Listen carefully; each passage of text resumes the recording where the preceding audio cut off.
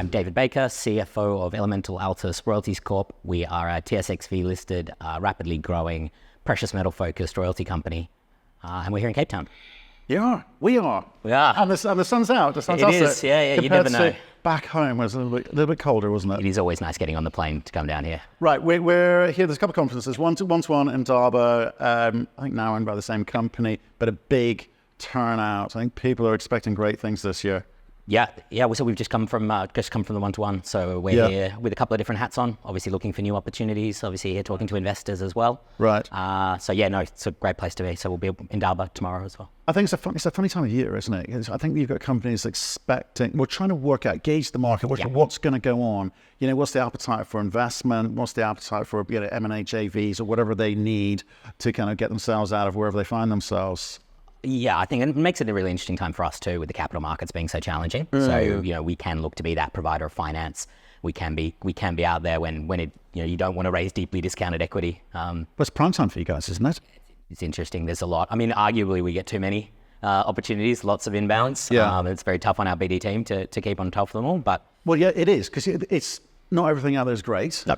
And if they're looking for alternative financing, that usually indicates that perhaps they're a little bit strained or stressed in certain places. So in terms of the types of deals that you guys are looking for, because you've got stuff in Western Australia, Africa clearly, a lot in Canada, and South down America, in the US, South America. So you're all over the place.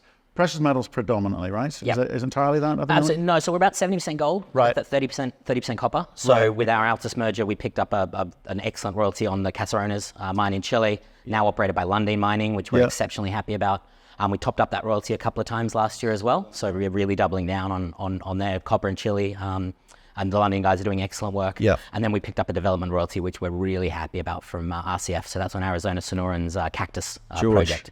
Yeah, and George is fantastic too. He's a good guy, good operator. Yeah, correct. So, and obviously they've had their recent announcement with Rio Tinto and Newton. So I think we think it was a very accretive deal even on the base case assumptions. Yeah. Newton could be a game changer there. Yeah. So tell us about the balance of the portfolio in terms of production and developments. What does it look like? Absolutely. So there's just shy of 90 royalties in the portfolio, 10 of which are producing. And we're still quite concentrated on a couple of core royalties that are very, very high quality. So Caserones, as I say, Lundin Mining, and then to get just over 50% of our revenue would be that, and then Capricorn Metals, Karlawinda project in WA. That's the old Regis team, built that mine through COVID in WA, on time, under budget. Now produced 120,000 ounces of gold for a very long time. So we get 2% royalty on all of that. Yeah. So that would be more than half our royalty revenue. And then the next biggest one along would be Wahgnion. Which is now Lilium Mining. So a private operator, used to be run by Endeavour, still really the Endeavour team running that mine. So we'd get $2.5 million a year from that, and then a bit of growth, and then most of that growth is coming from West Africa as well. Right. Okay. I always liken royalty and streaming companies to regular retail investing, in the sense you've got to build a portfolio, gives you that balance and risk profile that suits, well, whatever your drivers are. So how do you profile that? I mean, how do you look at, as you've just described, that balance of risk and obviously doing things like not overpaying for new deals? Well, I think we're in a really good situation, is that Fred and the team have done the hard bit first. So we have revenue. So we haven't put out guidance for next year, but I think our consensus revenue for next year is going to be $23 million. So that should translate into $12 million of free cash flow. So it means that we don't need to go out and overpay for revenue. We don't need to go and chase EBITDA. Like we have that base, we have that canvas. And so it means, though, we can go and have a look at high quality development assets, buy them at lower multiples and really get that uplift. So the Cactus deal that we did with RCF is a classic type of deal that we're looking for to build out that pipeline that we obviously carried through forever. Yeah, so if I'm looking at the sector in which you operate, that silo that you guys operate in, obviously you got the Wings and the Franklins, and they're out there. Everyone wants to be them, and everyone talks the game of being like them, but they don't have the same multiples, right? And then there's a handful of guys that perhaps in the hundreds or millions of dollars of market cap, and a whole bunch of people kind of chasing that, right? There needs to be some consolidation. It feels like it's all a little bit bitty, and I think the nature of the sector is that there will be some consolidation. But even then, and you guys have been subject to hostile. We have, yeah. You know this. You've got to. They've got to be the right deals. They've got to be. You've got to bring together the right assets, the right management team, the right, I guess, thesis for how you play this market. So, do you see that? Do you agree with that? Yeah, absolutely. And to be honest, was that the only thing that we agreed with the hostile approach was there did need to be more consolidation in the space. There used to be 30-something royalty companies, most of which were pretty small. There just doesn't need to be that many. I think the way we always think about it is relative contribution. So what does each side bring to the table? So if we're bringing revenue, then the other side would need to be bringing high quality development assets. Yeah. It's really portfolio theory. So what are we building in? And then you can have more difficult conversations about, management teams and where we go. But it really think about it as like, what does the combined portfolio look like? And don't be too precious about valuation. Yeah, and so I definitely agree with that. I don't want to kind of bring it back to the kind of hostile situation as well, but it seems to be it was a slightly crazed market about 2-3 years ago. Lots of sentiment and emotion rather than fundamentals, which is never a good recipe in the long run, is it? No. I think there was certainly a couple of groups that were trying to roll up the space, and there were some deals done, and we're very supportive of that. I think that probably won't happen again. Certainly with our shareholder base, and would definitely have to be anything would have to be friendly. But I think we've all taken a bit of a step back from where we were 2 years ago, right? And having a real look at where the market is. Right. Okay. So let's look about what optionality you've got. You've got some credit available to you. Yes. Yep. You got some revenue coming in. Very nice. Well, coming. No, for sure. So, I think so. Definitely, we've got $10 million in the bank. We've got another $10 million available with our new facility with National and CIBC. So we turned LIBOR plus 9% interest into LIBOR plus 3 interest. So automatically saving $1.5 million a year with the major banks. Yeah. We also have some milestone payments. So we sold the Altus's Diba project to Allied Gold. So that will be direct mill feed into Sadiola. We'll get up to $5 million in milestone payments over the next 24 months from them. We'll also get the settlement from Ming. So that's going to be that's coming soon. So I think the market there's not enough credit in terms of actually how much capital we're going to have to deploy over the next 18 months. Right, and you deployed 25 last year. Yeah, it was a good year. It's a really good year for deployment, but the right type of deployment. Not trying to get noticed, just do deals for the sake of getting noticed, and maybe doing deals for the sake of hoping for some kind of multiple to magically be bestowed upon you. So these are creative deals that, I guess you're building an annuity stream of cash here. That's what you're trying to do here, and the multiples will follow. In terms of this year, because it gets harder and harder, and there's a lot of competition because there's a lot of different type of money out there at the end of the day, right? So how are you competing against your peers in terms of people who do exactly what you do and this alternative financing environment which we find ourselves in? Yeah, absolutely. And there have been, certainly on the private side, there's been a bit more competition that we've seen, and we've seen them in some of the deals that we've tried to do. I think what sets us apart is the quality of our portfolio and our ability to use our paper. So, for example, the Cactus acquisition that we acquired from RCF, we originally proposed a mix of cash and equity, and their proposal to us was actually all equity. So they looked at our portfolio and said, actually, we want to be part of that. We want to be shareholders in you guys. So I think that does differentiate us from, say, some of the competition we're seeing from the private space. Well, industry endorsement for a start. No, they're good guys. Yeah. And potential for repeat business too. They have other royalties. So. Right, okay. And if I look at some of this alternative stuff that's kind of coming through, it's nice to be part of that crowd.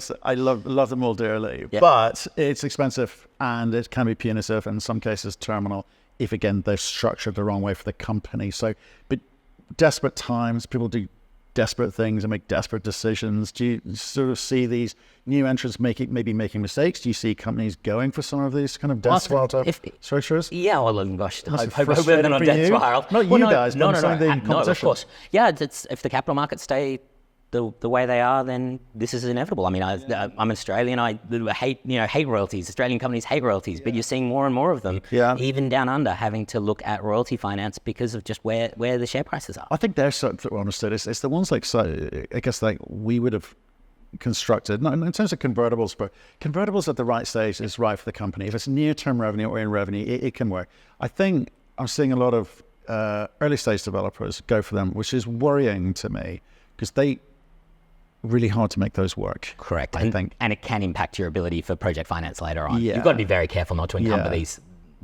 little projects too much. Yeah, I want to see companies explain those better as to why they've done that versus a traditional. I think, and you are now traditional. What it was 25, 30 years of streaming and royalties as an option out. But I think I think juniors just need to be careful about all of this. But in terms of the kind of competition, in terms of you going in and pitching to these companies, have you ever felt like you need to kind of just pay a little bit more because you'll sort yourself out at the back end, or have you got very stringent rules on that? No, definitely not. So it's always asset by asset, and you very happily pay a fuller price for the right asset in the right jurisdiction with the right management team, with the right shareholder base. Yeah. And that's where you do see some of those, acquisition multiples are going to be a little higher, a little fuller priced. Yeah. But what do you get? You get free carry on all the exploration forever. You get upside. You get, for example, with Wanyon, they were supposed to produce 140,000 ounces a year. In their first year, they produced 175,000 ounces. Yeah. You get that with a good management team. You tend to get surprised on the upside rather than the downside. Yeah. Now, if we're building out the portfolio with riskier or more development or earlier stage, then intrinsically you're going to have to pay a lower price for those. Right, okay. And you're looking at the market at the moment. Obviously, copper's 50% of the market, just generally for investors in terms of value as well. Copper, industrialization, EV thematic, it's being banged out there. Hasn't really kind of come through in 2023. 380, I think we're at this week. Yeah. Needs to get over 4, probably needs to be 4.5 to get really, really interesting. So, but as a long-term thematic, are you going to see yourself doing more copper deals, or are you sticking with a gold? So we've got to be gold focused is very important to us. It's important to our shareholders, important to us as a team. But no, we're very bullish on copper, and identified that Cactus. Is that because it's byproduct of some of the deals that you do, or no, straight copper? Yeah, deals? they're all there. They're all primary copper assets. No, we're very much believers. I don't think you'll see us going out and doing a graphite royalty. We try and be less thematic. Right. But no, very strong believers in copper, and that's why we targeted the acquisition of Cactus Royalty with Arizona. So. And I know that's your focus, but do you have any kind of commentary on some of the other metals, like other precious metals? Silver has had a tough one. Yep. But I'm sort of hearing rumblings that people are, the finance guys are, and the brokers are talking, usually a good 6-month indicator that something's going to happen. The expectation of silver is going to come back into vogue. How do you feel about that? I don't think silver has been oversold. I can see why there has been a bit of a disconnect between that gold and silver ratio. Yeah. Because most of the world's silver production comes out of people that don't care secondary how much the price of silver is. Yeah. That said, it does feel very oversold where we are now, and I don't think where it's in the low 20s. I think there's room to grow there for sure. We don't really have any direct silver in the portfolio. Yeah. I think that would get to a point where if we were looking at streaming and things like that, then we would have to take a stronger look on where we think silver is. Right. But it's a different asset class to gold, I think. Yeah, no, for sure. I was just always intrigued about. A lot of people like to, associate gold and silver in terms of the way silver behaves with gold. But it was always the way with platinum as well. Yeah. Like they thought they sort of traded together, and then that obviously disconnected very quickly. Yeah. So it's different. There's a different case to be made It's there. It's funny market. Like, come on, you're a finance guy through and through, right? And if you look at the sort of disconnect between equities and commodity prices and the behavior of equities, especially with gold, in terms of a market like this, our rules, when we were in banking, you just said, well, market's saying this, gold's going to react. I know exactly how gold's going to react. It didn't. Prices moved to 2,000, just over 2,000. Margins contracted. Costs. Yeah, exactly right. right. And you're like, well, at best, we're kind of range bound as we always were. So we're not making much more money. I don't think we are. Certainly not from what I hear from CEO producers. It's a funny market. Is something going to change this year? If so, what are the kind of things that are maybe going to release the value? Well, I think it's just got to demonstrate that you can, miners can generate free cash flow. I mean, the reason why gold price goes up 10% and share prices go down 30% is that people just don't believe that margin is there, that the contraction is going to happen. Creates an opportunity for us. Obviously, with prices where they are, the alternative sources of finance become more attractive. But I just don't think the market believes that the gold miner is going to make any money. Yeah, it's a tough one. In a meaningful way, you guys don't mind as long as the company doesn't go bust. As long as they keep producing gold, it's all copper. It's kind of all good. Right. Okay, you're helping me out here in terms of my investing for this year. So if I'm looking out to this year, what can we expect to see from you guys? What's going to be important to you? What are you looking out for? and not just in terms of deploying capital, but in terms of reacting to market drivers? Yeah, so I mean, the key drivers this year are going to be actually from the Altus side. So Right. we've got D-Bar that we sold to Allied Gold. Allied have committed to the $12 million haul road, so we'll get production from that this year. We have a royalty on Bonaco, which is also Allied Gold. They're now in the main pit, which is covered by the royalty. We're going to see that at full run rate this year. So that's really where the growth of the portfolio comes from. I think we're also going to be looking to, as you say, deploy significant amounts of capital, whether that is existing royalties or potentially looking at new royalties.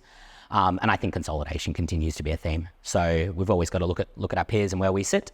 But I think to get to the size and scale of where we need to get to, then there needs to be further consolidations. Right. Okay. And that's not an admission that you're going to be necessarily buying anything tomorrow, but it's on the table that you guys have to think about these Everybody's things. talking. Yeah. Okay. And if so I'm trying to work out how I distinguish you from the rest who say exactly the same things, right? The portfolio looks different, but here's the thing: not even brokers, not even bankers really would look down your 90 assets and go, let me understand each one of those individually. They just give you a kind of rough wash over and go, okay, it's sort of something like this. And if they do that with everyone, it's very hard. It becomes very grey and murky. And I want to know fundamentally why you're different from the others in your sort of size category. Yeah, I mean, the asset handbook that we just put out, the team did a phenomenal work on that. I think it looks really good. Yeah.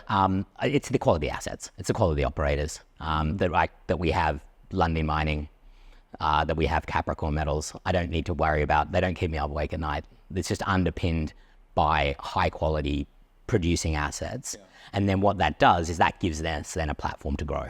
Right. So then we can use the equity that we have now. Right. Springboard off what we have. Right. So revenue, near-term revenue, and then intelligent deployment of capital, which gives you a multiple return on that dollar invested. Always chasing those accreting acquisitions. Right. But it's interesting how the market measures or uses that phrase, accretive. Yes. Yeah. And value, etc. So I think the handbook is really, really helpful, and I think it's a good start if more companies did that and kind of held accountable to those things. I think it'd be easier to distinguish good quality versus just along for the ride. Yeah, we're definitely not along for the ride. I don't think we have ever been busier. It is a lot going on. So good. We're in a really good place. I'll let you get back down there. Yeah, absolutely. Good well to see done. you. Yeah. Thank you very much for coming in. Look forward to seeing you later this year. Can't wait.